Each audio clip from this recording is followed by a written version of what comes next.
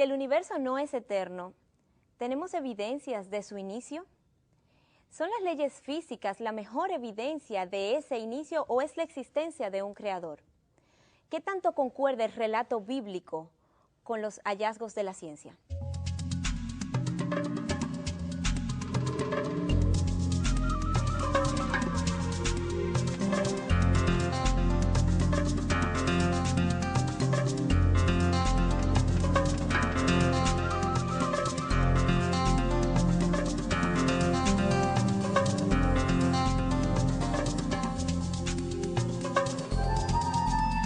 Miguel, hablábamos del relato bíblico de la creación y los argumentos que lo sustentan. ¿Cómo estás? Muy bien, Patricia, y tenemos que recordar algo que habíamos mencionado en un programa anterior, que la ciencia ha venido hablando de algo que conocemos como diseño inteligente. Y cuando hablamos de diseño inteligente nos referimos al hecho de que la ciencia ha ido descubriendo que la armonía que existe entre las leyes físicas, la armonía que existe en el mundo molecular, es tan perfecta que no hay forma de concebirla sin que hubiese detrás una mente inteligente que las concibiera, y de ahí del nombre entonces de diseño inteligente. Entonces la mejor evidencia científica ahora apunta hacia esta teoría del diseño inteligente, pero concluir que la creación es categóricamente fruto de un creador no es algo que la ciencia acostumbra a hacer cuando este creador es invisible, no se puede medir, no lo podemos palpar. Bueno, a la ciencia le ha ido pasando lo que le ocurrió a este explorador. Es una historia que ilustra muy bien lo que queremos decir. Hay una historia que habla, y es una historia que hemos usado en otras ocasiones, de que dos exploradores se perdieron en la jungla y que en un momento dado ellos se encuentran en medio de la jungla con un jardín perfectamente ordenado, con flores perfectamente ordenadas, y uno le dice al otro, wow, aquí tiene que haber un jardinero. El otro le dice, aquí no hay ningún jardinero, que tenemos cientos de kilómetros jungla adentro y no hemos visto a nada. ¿De qué jardinero tú estás hablando? Y le dice, no, tiene que haber un jardinero. Bueno, pues entonces se quedaron esperando al jardinero, el jardinero no llega. Bueno, al otro día dice, bueno, lo que pasó probablemente fue que nos quedamos dormidos. Dice el explorador que cree que hay un jardinero, Sí. y que vino la noche y cuidó del jardín. Bueno, pues esa noche se quedaron despiertos toda la noche. Bueno, tampoco apareció el jardinero. ¿Tú ves que no hay ningún jardinero? El otro, es verdad, el otro le dice, bueno, lo que pasa es que quizás es un jardinero invisible. Y le dice, ¿qué jardinero invisible? ¿De qué que tú me estás hablando? Entonces, vamos a ponerle cuerdas alrededor del jardín y vamos a ponerle latas, alarmas y demás, que cuando quizás pase, aunque nosotros no lo veamos, quizás suenen, ¿verdad? Y oigamos el ruido. Bueno, pasa el tiempo y tampoco se oyó ningún ruido de nada durante la noche. Te das cuenta que no hay jardinero en toda esta jungla, que no hay jardinero. Y le dice, no, es que tiene que haber un jardinero invisible que nosotros no vemos, ni tampoco hace ruido, ni mucho menos. Es que tiene que haber uno. Y le dice el otro, bueno, pero ok, vamos a suponer que hay un jardinero.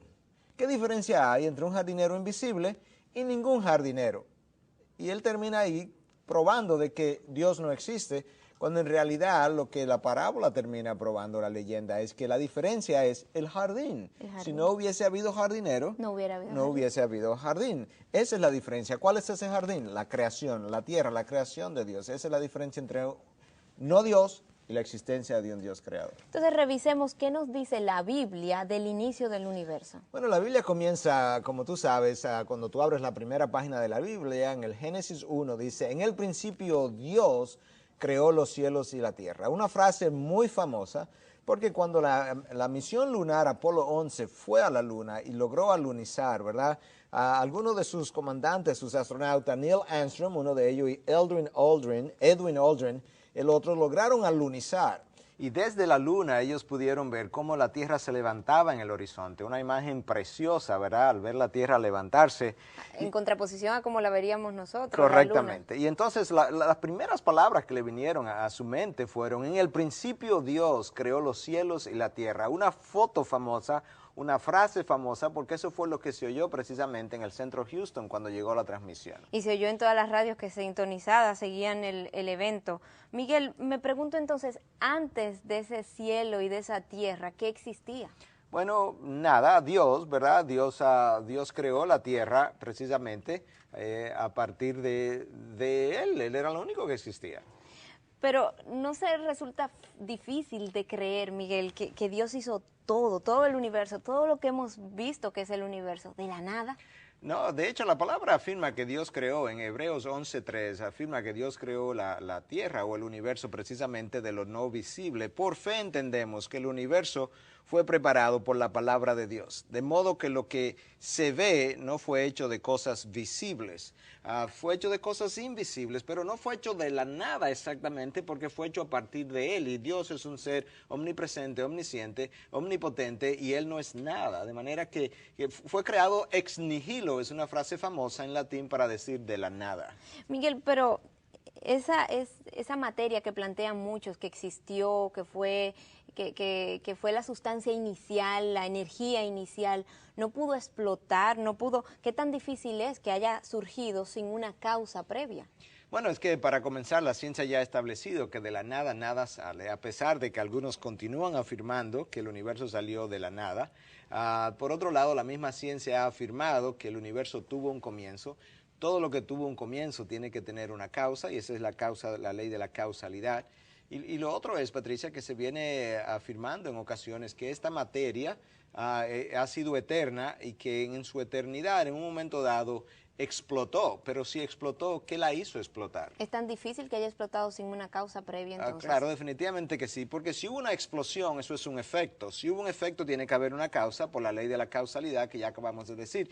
Pero hay una segunda ley de la ciencia, que es la ley de la inercia, que dice que aquellas cosas que están en reposo o en movimiento tienden a permanecer en reposo o moviéndose a menos que haya una causa externa que las altere. Y en este caso, si la materia era eterna y estuvo en reposo, bueno, ¿qué la alteró para hacerla explotar? Tiene que haber habido una causa, de ahí la existencia de un Dios. Y ya hemos deshecho el hecho de que la materia fuera eterna también. Correctamente, la ciencia lo ha establecido así.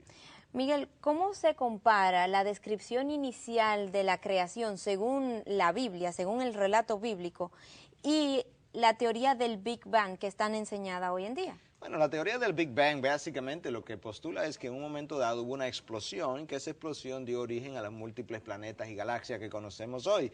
Bueno, esa teoría del Big Bang es precisamente algo que ha venido a ser muy congruente con lo que la Biblia postula, porque la Biblia postula que el universo tuvo un comienzo, que Dios le dio ese comienzo. La teoría del Big Bang hoy en día también postula que el universo tuvo un comienzo, y si tuvo un comienzo tuvo que haber tenido una causa. Entonces, esa causa de la que hablas, necesariamente tuvo que ser el Dios de la Biblia, el creador de entonces del universo. Bueno, algunos simplemente le llaman el Dios creador. Nosotros, los que creemos en la confiabilidad de la Biblia, le llamamos el Dios de la Biblia. De manera que ha habido un Dios creador. Para nosotros es el Dios de la Biblia, por la confiabilidad del libro. Miguel, momento de irnos ahora a nuestro segmento Así Dicen, donde tenemos la opinión del doctor Fernando Cabrera, experto en suelos y agua. Veamos qué nos dice.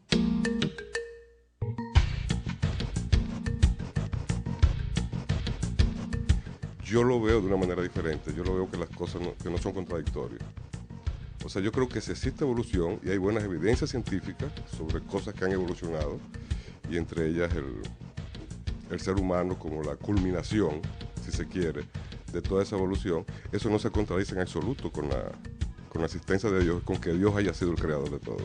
Fundamentalmente el planeta Tierra, que es el que más hemos estudiado, hay evidencia de que las cosas han evolucionado físicamente. O sea, está en la ciencia geológica, la geomorfología, que es parte de la ciencia geológica, que te explica cómo las cosas se han ido formando, cómo se han ido formando las cadenas montañosas, los valles y los distintos paisajes que existen. O sea, yo pienso que hay evidencias claras de que las cosas han evolucionado y siguen evolucionando. O sea, el mundo es un cambio continuo.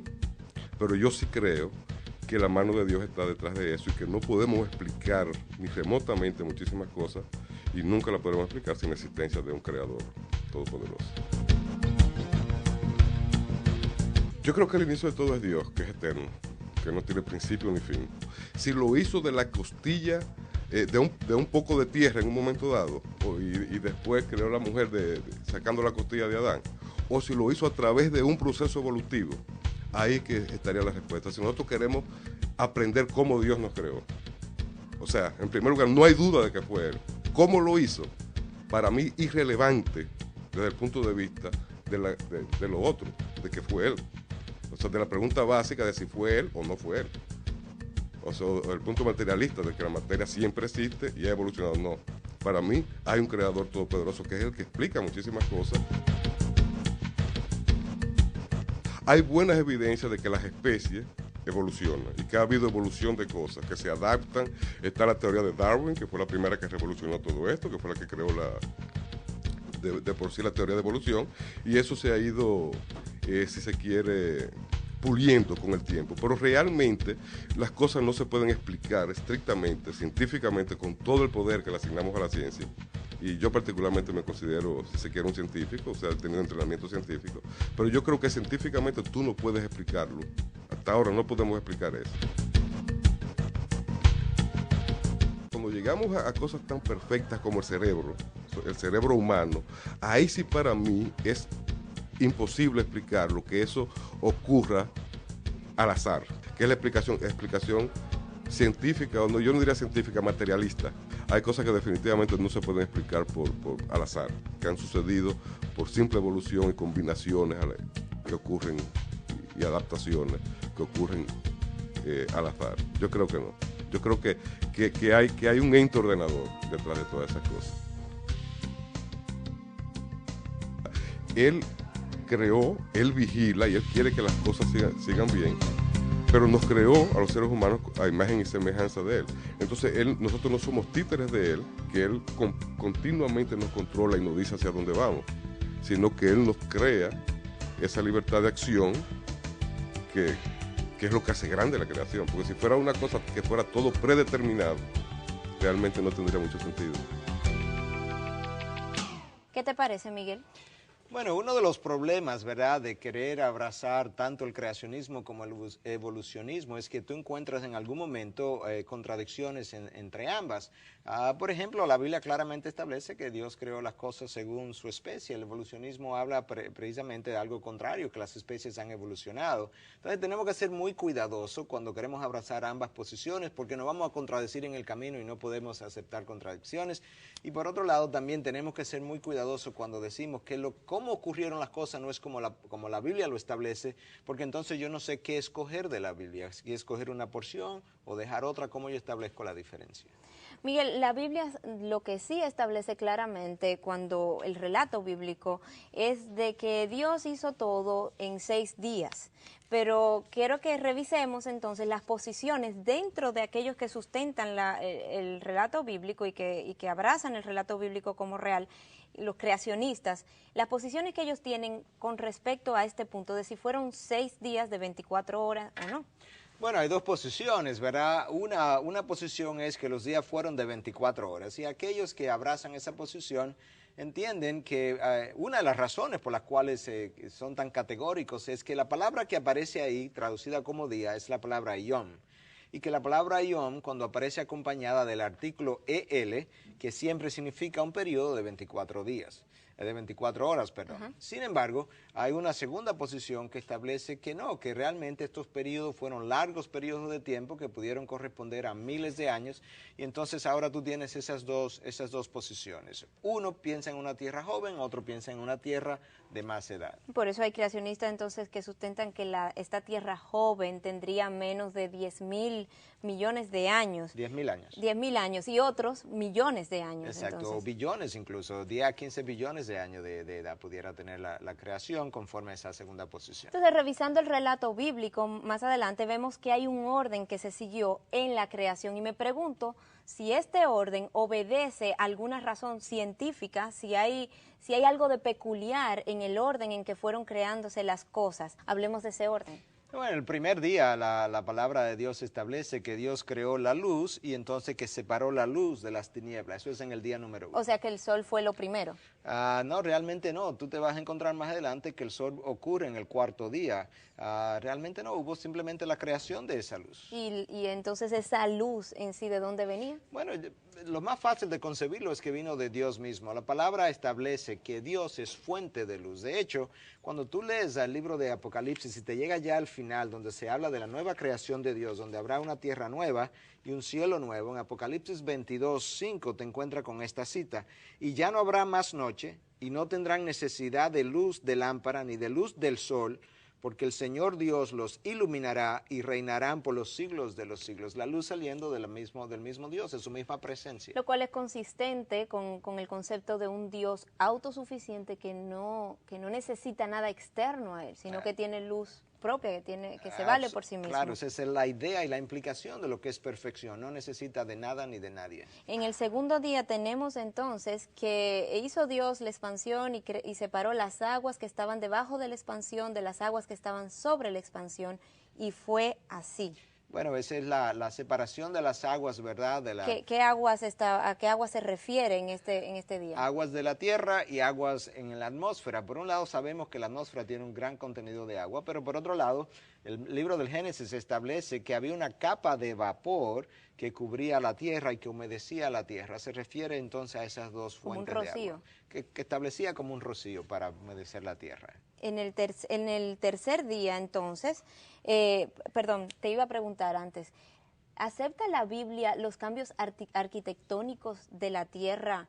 Porque me pregunto si esas aguas de los ríos, los mares y demás son los mismos ríos, mares que conocemos hoy en día, si los mismos que se crearon en un inicio se mantienen hoy, o si la Biblia acepta que hayan cambios arquitectónicos en la tierra. Claro que aceptamos los cambios de la arquitectura de la tierra. ¿Por qué? Porque nosotros sabemos que hubo un fenómeno universal que conocemos como diluvio, que trastornó toda la arquitectura de la tierra. Y de hecho muchos piensan, ¿verdad?, que lo que es el Cañón del Colorado, que ese Cañón del Colorado posiblemente fue un río enorme, ¿verdad?, por donde circularon cantidades enormes de agua en un momento dado cuando la tierra se estaba secando, y que lo que tenemos hoy es el cauce con un pequeño río, el río del Colorado, que corre a través del cañón, lo que ha quedado.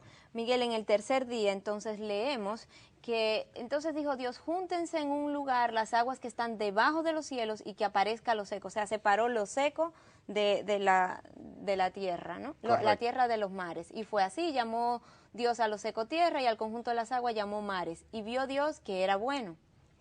Hubo también ese tercer día, se comienza a crear lo que fue el reino vegetal, y en la creación ahora del reino vegetal se habla entonces de que fue hecho según su especie, y no podemos dejar fuera esa frase según su especie, porque cada cosa que Dios creó la creó según esa especie, lo que nos habla a nosotros de que no hubo evolución de una especie a otra como plantea la evolución. ¿Ni siquiera dentro del reino vegetal? No, ni siquiera dentro del reino vegetal, cada cosa fue creada dentro de su especie. En el cuarto día Dios creó entonces el sol que mencionabas anteriormente y la luna, ¿no? Exacto, tiene ahí dos lumbreras, una para que señoree sobre el día y la otra sobre la noche, el sol y la luna. Y ahora te das cuenta que antes del día 4 había luz y que no era del sol que provenía la luz. Pero en ese día 4 entonces que Dios crea el sol y la luna, tú tienes que lo que nosotros conocemos hoy es bastante parecido ya a lo que se venía perfilando en ese cuarto día. En el quinto día, entonces, cuando Dios sigue creando, tú comienzas a ver entonces la creación de los peces, de las aves, y comienzas a ver también la creación de los monstruos marinos, de los seres vivientes. Y los seres vivientes que se mueven, de los cuales están llenos las aguas según su género o según su especie, y toda ave según su género. Una vez más, haciendo hincapié que cada cosa fue creada según luce hoy en día. En el sexto día, entonces, Miguel, Dios termina entonces de crear las bestias de la tierra según su género. Una vez más, la frase, el ganado según su género. Mira lo específico que Dios es, o según su especie, y todo lo que se arrastra sobre la tierra según su género, los reptiles, todo según su género. Pero en ese sexto día, Dios crea también al hombre. Pero cuando crea al hombre, dice, ¿verdad?, que hagamos al hombre a nuestra imagen y semejanza. Ya los animales quedaron formados según su especie. El mono, que se ha dicho que es nuestro precursor, quedó formado según su especie. Ahora, cuando se crea al hombre, no dice que se formó según su género, sino a la imagen de Dios, estableciendo claramente una división entre lo que fue la creación del mono como animal, la creación del hombre como imagen de Dios. Este es el relato bíblico de la creación. Veamos ahora las opiniones de la calle.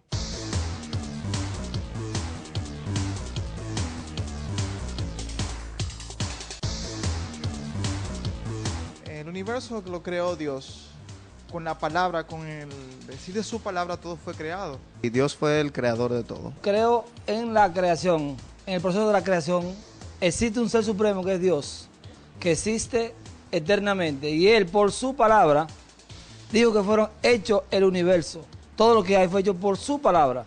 realmente yo creo que fue una evolución, un proceso que fue viniendo poco a poco y que debido a que tenemos varias religiones, se pueden marcar de diferentes formas.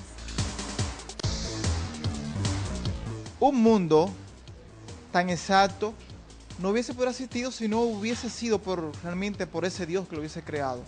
Sí, no hubiese sido un caso fortuito, por una explosión cósmica que se inició todo. Es decir, es difícil creer realmente, porque sustentar una teoría de esa índole es difícil. En base a lo que es el día a día, tú te puedes dar cuenta de que existe lo bueno y que existe lo malo. Y en ese sentido nosotros debemos saber que todo, tanto lo bueno como lo malo, tiene un origen. En el caso de que no existiera Biblia, entonces no tendríamos conocimiento de Dios.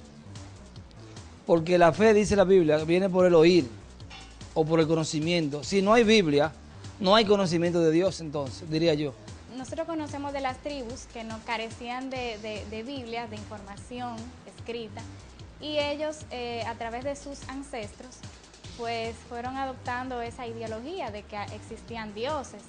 Yo me imagino que de la misma forma nosotras entendiésemos que existe una gran fuerza, porque nos preguntásemos en algún momento de nuestra vida quién creó el mar, quién creó todo el universo, y que es obvio que fue alguien muy poderoso.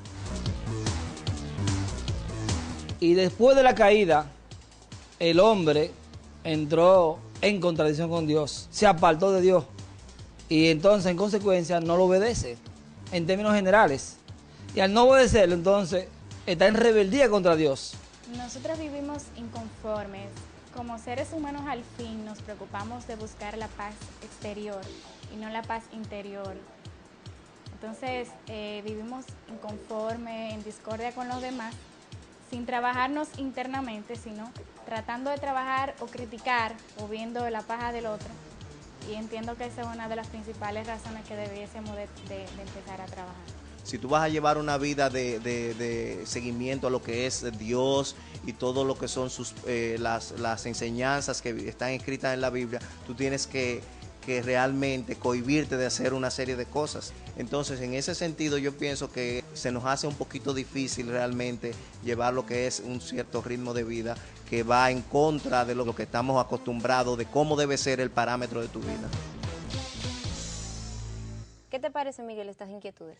Bueno, por un lado, para aquellos que piensan que quizás los 6 periodos de creación fueron más de 24 horas, ya hemos aludido a eso. Y una vez más, algo interesante, aquellos que piensan que los periodos son más de 24 horas, lo piensan desde el punto de vista de la Biblia, porque la palabra yom, que ahorita mencionamos, en ocasiones traducida como largo periodo de tiempo y en otras ocasiones traducida como periodo de tiempo de 12 horas y otra de 24 horas. Y ahí o sea, que no necesariamente... Tendría que ser de 24 horas, pero aquellos que piensan que la Biblia no es confiable o que son básicamente historias o que depende de la interpretación, yo le invito a esas personas que realmente hagan un estudio más minucioso, o quizás que hagan un estudio, porque mucha gente asevera cosas que nunca ha estudiado, para que encuentre que realmente no es cuestión de interpretación o falta de confiabilidad. Es un libro altamente confiable y que ha sido probado a través de los tiempos. En el 6º día leíamos, Miguel, que la Biblia relata que Dios dijo, hagamos al hombre a nuestra imagen y semejanza. Y me pregunto, ¿con quién hablaba Dios en ese momento? Bueno, es una conversación intertrinitaria. Dios Padre, Dios Hijo, Dios Espíritu Santo, hagamos al hombre a nuestra imagen y semejanza. ¿No podría entenderse como algo contradictorio que estemos hablando de Dios, pero que al mismo tiempo estemos hablando de varias personas? Bueno, lo que decimos es realmente que Dios es uno y que es uno pero en 3 personas. Uno en esencia, 3 en personas. Eso no es una contradicción. Si yo te dijera que Dios es uno en persona y 3 en personas, eso es una contradicción. Uno en esencia y 3 en persona no es contradictorio. Tú tienes quizás una buena ilustración y como ilustración obviamente siempre se quedan cortas cuando tienen que ver con Dios, pero un triángulo equilátero tiene 3 lados, cada lado es igual al otro, sin embargo es un solo triángulo, 3 lados iguales. Le quita un lado, ya no es el triángulo, porque el triángulo, para ser triángulo, requiere de sus 3 lados. Dios, para hacer lo que Dios es y ha sido siempre, es Padre, Hijo y Espíritu Santo. Necesita hacer las 3 cosas a la vez. 3 en 1, eso es como Él es. Génesis 1:1 nos habla de que Dios creó los cielos y la tierra. ¿A dónde ibas con eso que me estabas tratando de explicar? Algo de la Trinidad también. Bueno, te decía en un momento dado que en el Génesis 1, cuando dice en el principio Dios creó los cielos y la tierra, la palabra ahí para Dios es Elohim. Eso es una palabra plural. Sin embargo, donde dice creó los cielos y la tierra, el verbo ahí en hebreo es bará, pero ese verbo está en singular. ¿Cómo tú lo ilustro? Es como que yo te dijera, ellos fue a Santiago. O sea, no hay concordancia. No hay concordancia porque debió haber dicho ellos fueron a Santiago. Bueno, ¿por qué no hay una concordancia ahí en el hebreo? Fue un error No es un error, sino que Elohim es una palabra plural que te habla de Dios Padre, Hijo y Espíritu Santo, pero como Dios sabe y conoce que Él no es tres dioses, sino uno solo, el verbo no está en plural, sino que el verbo está en singular. Elohim bará. Elohim creó en singular. Y te habla desde el principio que Dios reveló su pluralidad. La Trinidad es sumamente difícil de entender, Miguel, entonces. Claro, estamos de acuerdo con que la Trinidad es difícil de comprender. Y de hecho la historia lo ha entendido así. Tertuliano es uno de los historiadores de la Iglesia. Y Tertuliano, historiador y uno de los fundadores de la Iglesia. Tertuliano tenía una frase muy, muy buena, que él decía que la Trinidad ciertamente es difícil de entender. Si tratas de entenderla, perderás tu cabeza. Pero si tratas de negarla, perderás tu alma. De manera que es una buena frase que Tertuliano nos deja. Miguel, una vez creado todo el universo, una vez completado los 7 períodos del relato bíblico, ¿dejó Dios entonces el universo para que operara según las leyes naturales y físicas? No, hay dos posiciones. Obviamente te voy a decir cuál es la nuestra, pero hay una posición de los deístas con D, que plantean que Dios creó el universo y luego que lo creó lo abandonó a sus propias leyes y Dios no tiene nada que ver con el mundo hoy en día, está totalmente desconectado. Esa no es nuestra posición, no es la posición bíblica tampoco. La posición bíblica, que es la posición de los teístas con T. Esa posición es la siguiente: Dios creó el universo, lo sigue sosteniendo. De hecho, Hebreos 1:3 dice que el universo es sostenido que Cristo sostiene el universo por el poder de su palabra. Ese Dios continúa en contacto con su universo. Dios es lo único independiente de todo. El universo continúa dependiendo de Dios. Miguel, los agnósticos, ellos sustentan que no creen en la existencia de ese Dios creador porque no hay suficientes evidencias que sustenten su existencia. Entonces, ¿cómo responder a esta objeción de los agnósticos? La mejor forma es abrir la palabra de Dios y ver cómo Dios les respondería a aquellos que son agnósticos. Pero nosotros nos encontramos en Romanos capítulo 1, a partir del versículo 19, te voy a leer lo que dice. Bueno, lo podemos leer incluso desde aquí, desde pantalla, porque lo que se conoce acerca de Dios es evidente dentro de ellos, pues Dios se lo hizo evidente. Porque desde la creación del mundo, sus atributos invisibles, su eterno poder y divinidad, se ha visto con toda claridad, siendo entendidos por medio de lo creado, de manera que no tienen excusa. Dios está diciendo que Él ha dejado suficiente evidencia en su creación para que el hombre sepa que hay un Dios, y la evidencia es tan clara que el hombre no tiene excusa para decir que no hay suficiente evidencia de Él. Aún aquel hombre que se encuentra en la jungla, que nunca ha tenido contacto con la Biblia, que nunca ha tenido contacto con un grupo religioso, ¿ese hombre puede llegar a conocer al Dios creador? Bueno, Dios dice no solamente que puede llegarlo a conocer, es que lo conoce, es que ese hombre tiene en su interior. Dios dice que lo que de él se puede conocer, Él se lo hizo evidente dentro de ellos. Dios puso algo en el interior de él, de ese hombre, y en Romanos 2 Dios habla un poquito más acerca de eso que Él ha puesto dentro del hombre. Dice, porque cuando los gentiles que no tienen la ley, eso es Romanos 2:14, cumplen por instinto los dictados de la ley, ellos, no teniendo la ley, son una ley para sí mismos, ya que muestran la obra de la ley escrita en sus corazones. Dios ha dicho que en ese interior, y entonces en el versículo 15, oye lo que agrega, su conciencia dando testimonio y sus pensamientos acusándolos unas veces y otras defendiéndolos. Dios dice que Él ha puesto el conocimiento de Dios en el interior del hombre y ha puesto también su ley, lo que llamamos la ley natural. Los principios morales están puestos en la conciencia del hombre, de tal forma que esa conciencia muchas veces termina acusando al hombre, y lo acusa precisamente de lo que él sabe que está mal hecho, porque Dios se lo puso en el interior. Pero también dice que lo justifica y lo defiende. ¿Significa esto que cada cual tiene que hacer según lo que su conciencia le dicte? Tenemos la libertad cada uno de hacer según nos nos parezca que es correcto o incorrecto? No, claro que no. Lo que la palabra está diciendo es que Dios ha puesto ese sentir de lo bueno y lo malo en el hombre, no para que haga conforme a él quisiera hacer, sino para que entienda que él no puede hacer según le parezca, porque Dios, que ha puesto el dador de la ley, ha puesto esa ley en el interior, y ese Dios dador va a juzgar a aquellos que fueron receptores de la ley. De hecho, en Romanos 1 agrega en el versículo 21 algo muy significativo, que dice: habiendo conocido a Dios, no le glorificaron como a Dios, ni tampoco le dieron gracia. Ya habiendo dicho en Romanos 20 que todo lo que se podía conocer de Dios se ha podido conocer a través de su creación. Agrega en el próximo versículo entonces que algo que acabo de decir, que habiendo conocido a Dios, no le glorificaron como a Dios, ni tampoco le dieron gracia. O sea, como que no tiene excusa este hombre. No tiene excusa. ¿Implica, Miguel, entonces, que concluir que hay un Dios, es ese Dios el creador de todo?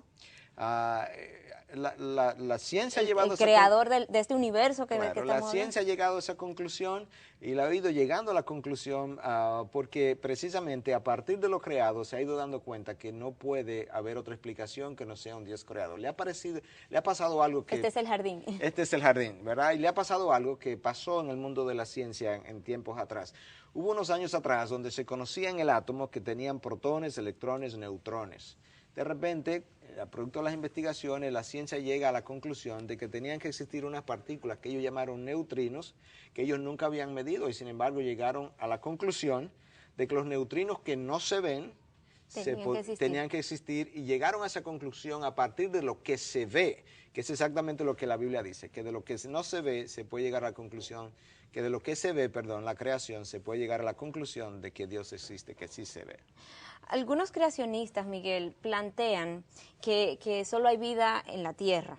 Y me pregunto, entonces, ¿por qué no es posible, según el relato bíblico y según la fe cristiana, que haya vida en otros astros? Si acaso no pudiera ser compatible esta idea de que la vida no se limita a la Tierra, porque precisamente viendo lo inmenso de este universo, ¿cuál es el propósito de hacer un universo tan grande si solamente vamos a tener vida en este planeta?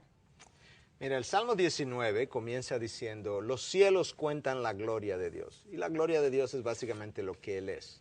Si Dios es un ser infinito, un universo pequeño, limitado, no va a contar la gloria de ese ser. Es como que tú tuvieras la habilidad de poder hacer una nave espacial que llegara a los planetas, ¿verdad? A otros planetas, pero que te limitaras a hacer una bicicleta. Cuando tú creas esa bicicleta y terminas de hacer esa bicicleta tan sencilla, ¿revelaría eso tu sabiduría, tus habilidades? ¿Revelaría eso todo lo que tú eres? Claro que no. Como una subutilización del poder, Exactamente. ¿no? Entonces, si los cielos van a contar lo que Él es, y Él es ilimitado, la única forma de que los cielos puedan hacer eso correctamente es prácticamente crear un universo que es casi ilimitado. No es ilimitado porque sabemos que tuvo un comienzo, pero está en expansión con dimensiones enormes. El propósito, contar lo que Él es y dejar evidencia de que Él existe, y eso es lo que Él ha hecho. Miguel, la ciencia nos habla de un universo de unos 10 a 15 billones de años, o sea, un universo bastante antiguo. ¿Cómo encaja el relato bíblico con esto? Porque según la cuenta generacional que encontramos en la Biblia, tanto en Génesis como en los Evangelios, se ha estimado que da alrededor de unos 6.000 años únicamente. Bueno, ahí uno puede decir varias cosas, ¿verdad? Primero sabemos con relación a las cuentas generacionales en el Génesis 5, Génesis 11, Evangelio de Mateo, Evangelio de Lucas, que hay saltos generacionales y que no nos podemos limitar exclusivamente a esas generaciones que están ahí. Eso para poder calcular la antigüedad de la Tierra. Para poder calcular. Claro que no vamos a llegar basado en esas generaciones a 10 o 15 billones de años, pero recordemos por otro lado que hay ¿verdad? Estudiosos muy bíblicos que entienden que estos periodos del Génesis fueron periodos largos, de mucho más de 24 horas, como hemos venido diciendo. Y algo importante también es que, oye, quizás la Tierra es más vieja o más joven de lo que parece. ¿Por qué? Porque hubo un diluvio y ese diluvio trastocó por completo cómo lució y cómo luce el planeta hoy. Y quizás hoy el planeta luce mucho más viejo de lo que realmente es. Y eso es una posibilidad. Fruto del diluvio. Fruto del diluvio, los cambios que produjo ese diluvio en nuestro planeta, y eso es una posibilidad. Entonces, ¿cómo se explican, Miguel, esas capas geológicas que han encontrado en las diferentes lugares de la Tierra donde se pueden ver las edades de la Tierra? Tú sabes que muchos de esos cálculos se hacen a partir de los depósitos de tierra que los ríos hacen anualmente en la medida en que van desembocando y van trayendo la tierra hacia abajo, ¿verdad? En la dirección de su cauce. Y eso es bastante estable, ese depósito anual.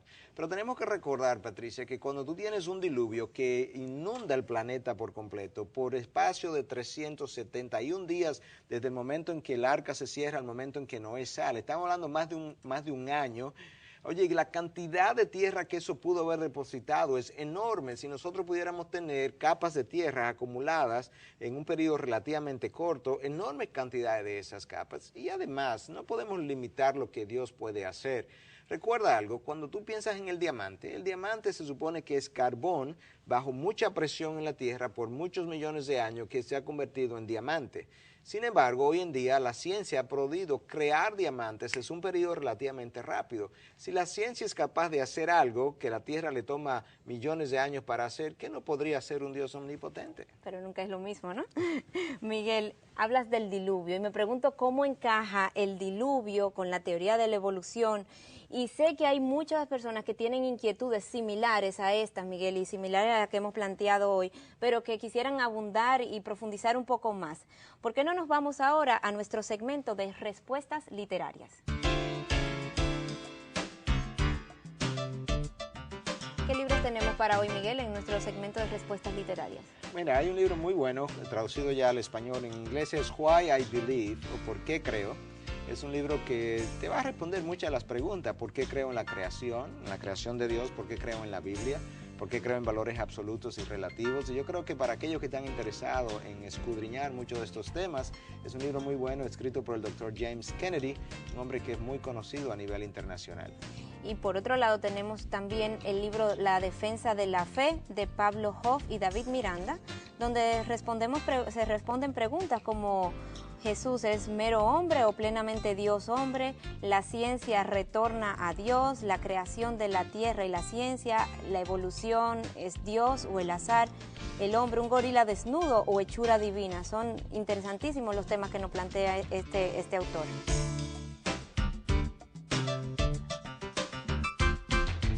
El diluvio, Miguel, ¿cómo encaja dentro de lo que es la teoría de la creación que hemos revisado hasta ahora y la teoría de la evolución, lo que ha planteado la ciencia hasta ahora?